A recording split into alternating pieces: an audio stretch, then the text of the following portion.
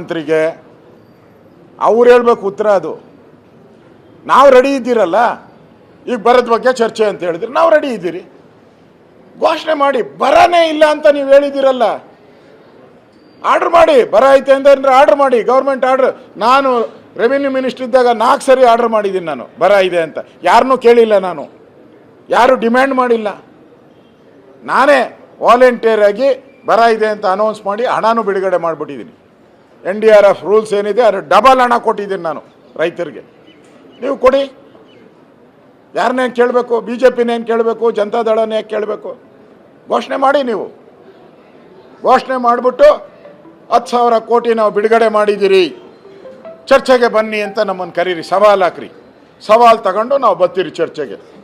10,000 ಕೋಟಿ ಬಿಡುಗಡೆ ಮಾಡಿದ್ದೀನಿ, ಬರ ಅಂತ ಘೋಷಣೆ ಮಾಡಿದ್ದೀನಿ, ಬನ್ನಿರಿ ಚರ್ಚೆಗೆ ಅಂತ ಸವಾಲು ಹಾಕಿ ನಾವು ಸವಾಲು ತಗೊಂಡು ಸ್ವೀಕಾರ ಮಾಡಿದ್ದೀರಿ. ಸವಾಲನ್ನು ಸ್ವೀಕಾರ ಮಾಡಿ ನಾವು ಚರ್ಚೆಗೆ ರೆಡಿ ಇದ್ದೀರಿ.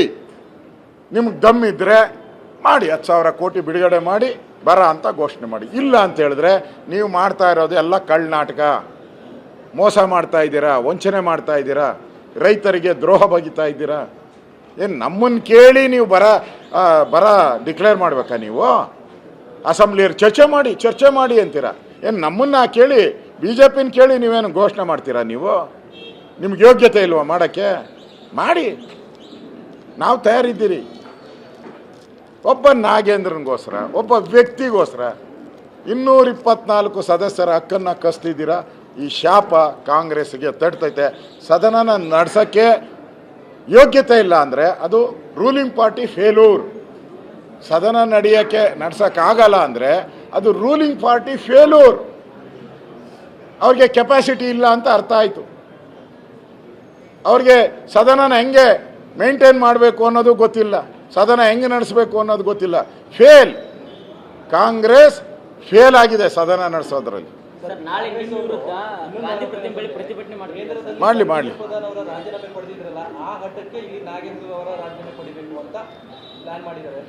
ಅದು ಪೇಪರ್ ಲೀಕು, ಇದು ಮನಿ ಲೀಕು.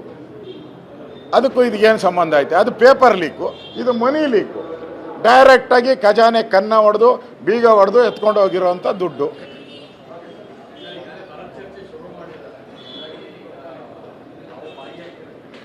ಅಲ್ಲ, ಚರ್ಚೆ ಮಾಡೋಕ್ಕೆ ಬರ ಅಂತ ಡಿಕ್ಲೇರ್ ಆಗಬೇಕಲ್ಲ.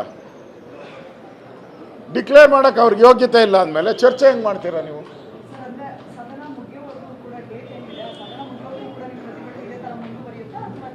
ನಾಳೆ ಮುಂದುವರಿಯುತ್ತೆ. ಸೋಮವಾರ ನಮ್ಮೆಲ್ಲ ಶಾಸಕರ ಜೊತೆ, ನಮ್ಮ JDSನ ಸರ್ವೋಚ್ಚ ನಾಯಕರಾದಂಥ ಸನ್ಮಾನ್ಯ ದೇವೇಗೌಡರ ಜೊತೆ, ಕುಮಾರಸ್ವಾಮಿ ಅವ್ರ ಜೊತೆ, ನಮ್ಮ ಮಂಜಣ್ಣ ಎಲ್ಲ ಇಲ್ಲೇ ಬಂದಿದ್ದಾರೆ, ಎಲ್ಲರ ಜೊತೆ ಚರ್ಚೆ ಮಾಡ್ತೀರಿ. ಜನಕ್ಕೇನು ಒಳ್ಳೇದಾಗ್ತೈತೆ ಅದನ್ನು ಮಾಡ್ತೀರಷ್ಟೇ. ಜನಕ್ಕೇನು ಒಳ್ಳೇದಾಗ್ತದೆ ಅದು ಮಾಡ್ತೀರಿ. ಈಗ ದಲಿತರ ಅಮೌಂಟ್ ವಾಪಸ್ ದುಡ್ಡು ಅವ್ರಿಗೆ ದಲಿತರಿಗೆ ಹೋಗಬಾರ್ದು ಅಂತ ಇದೆಯಾ ಏನಾನ ಕಾನೂನು? ಹಣ ಕೊಟ್ಬಿಡಿ ದಲಿತರಿಗೆ ವಾಪಸ್. ಅದು 189 ಕೋಟಿ. ಕಳ್ಳರು ಯಾರಿದ್ದಾರೆ ಅವ್ರನ್ನ ಜೈಲಿಗೆ ಹಾಕಿ. ಇನ್ನೊಂದು ಸರಿ ಕದಿಬಾರ್ದು, ಯಾರೂ ಸರ್ಕಾರದ ಖಜಾನೆಯನ್ನು ಕದಿಬಾರ್ದು ಅಷ್ಟೇ.